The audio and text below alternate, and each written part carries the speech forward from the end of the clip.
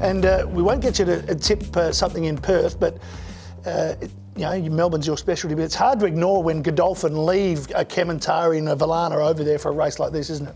It is, yeah. I'll stay in my lane with the Melbourne stuff, Matty, but a bit of a whisper around that Villana might have a bit of a hoof abscess, so keep an eye on that.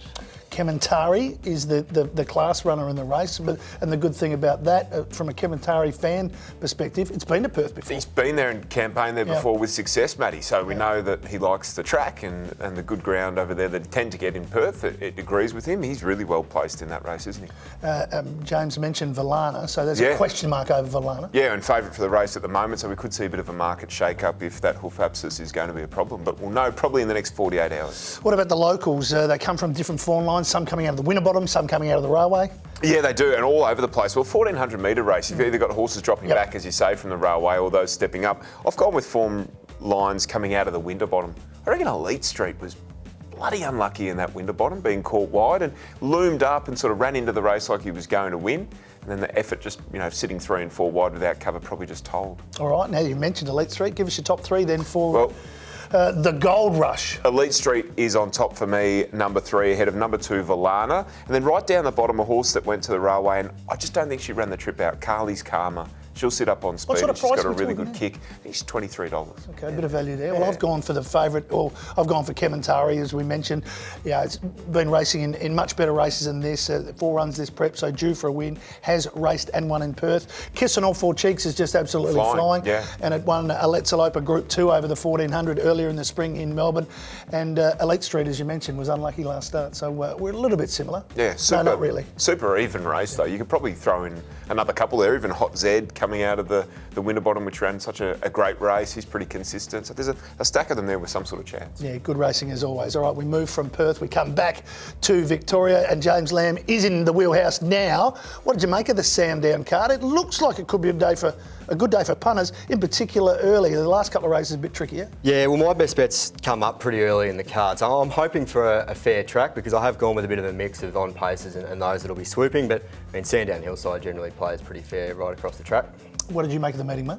Yeah, very even. There's some good summer fields, I guess. A few horses of interest, Detonator Jack, Green Fly Clash, a couple of imports having their first look in Australia too, so they're always interesting. All right, I reckon one of them might pop up in your numbers later on. Where did you land for your best bet there? Best bet, race 3, number 2, Midtown Boss, around the 380 at the time we record. Outside gate, but I think it might be a bit of a race for the swoopers. I went through the field and 5 of the 11 runners have actually led in their last couple of starts, so I think it'll be a really strong tussle for the front there. Midtown Boss was a dominant maiden winner at Geelong and then got the job done again last start. Bit more workmanlike, but a big gap to third, which I always like to see, and I really like him stepping up to 1,400. I think he's a horse with a bright future and we're getting a decent price for him. All right, Midtown Boss, best bet for James. Your best bet at Sandown Hillside? I'm looking at So You See, Matty, in race 6, number 7. She's a pretty talented filly and she got tried in Group 1 company during her 3-year-old season. Had a throat operation, so there's clearly a bit of a wind issue there with her. She's come back and run really well first up, just probably lacked fitness.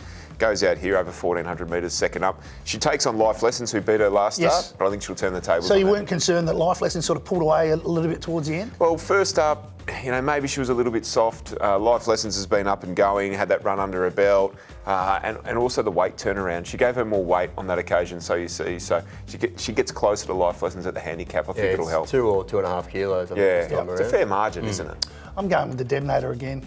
I mean, we saw that soft track at Ballarat, didn't we? Horses were getting to the outside. Yeah. Detonator Jack was caught on the inside. Right at the end, Green Fly catches it, but I think there's a little bit of a weight turnaround. We get back to a good surface, and I think Detonator Jack thrives more so on a good surface than maybe Green Fly. That's a big help for him, I think, being on a good track. In Green Fly, if the track comes up, in that good 3 range, they may wait for another day. So, good race for Detonator. All right, something else to follow and some value? Yeah, race 4, number 10, Arctica, around the $3 quote, so a bit of a running double there. Drew wide at Flemington last start, just never got in at all, but had the tenacity to stick on, was beaten less than a length there, and the winner of that race, Matron Bullwinkle, then ran really well at its next start. So I think it's a similar affair here. Map's a lot better, a lot more of an economical run. My only little query was 1,700 back to 1,600, but trust Mara and Eustace know a little bit more than I do, Matty, so back them in there. And the Moe race that it won has actually turned out to be a ripping form race, so I think Arctica will be too good, and all the chances in that race look to be down the bottom, so look at the double figure numbers down the bottom of your race book there.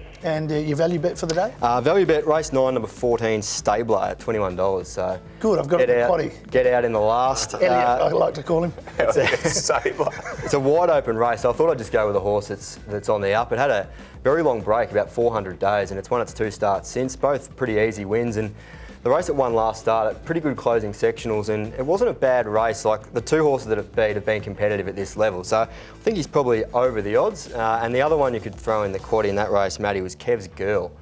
Big winner last start, and the format of that race has stacked up really well. Both place getters have won in dominant fashion since. Okay, might just have to write that down and make an adjustment.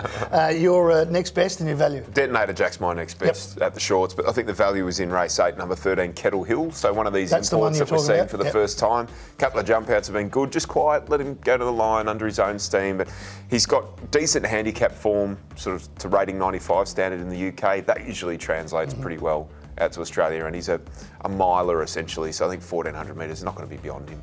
I've gone with race 4. I've gone with Tasman Park out of the same race. Done nothing wrong the first 2 starts, been favourite, has delivered. The horse he beat last time, came out and ran a really good race again on Wednesday, so I'll go with Tasman Park. And value, I was going to go Santiro again 2 weeks in a row because it was a bit unlucky last start, but I'll go with race 3, number 9, In Your Hands for Michael Hughlin. Yeah, great win. Yeah, nice win at Moe on debut. Might get a better run, a bit closer to the speed this time, so Alana Kelly gets the claim, so it gets down to 53 kilos, so In Your Hands for me. James, great to have you back. Thank you, Matty. And you'll be drinking Japanese beer for the rest of your life now. Yeah, I was already a big Asahi fan, but I'm definitely more converted now. Great to have you back. James Lamb joining us from punters.com, and Nick H will join us next to talk the Ingham and racing at Randwick. The betting brand for sports fans. That's better.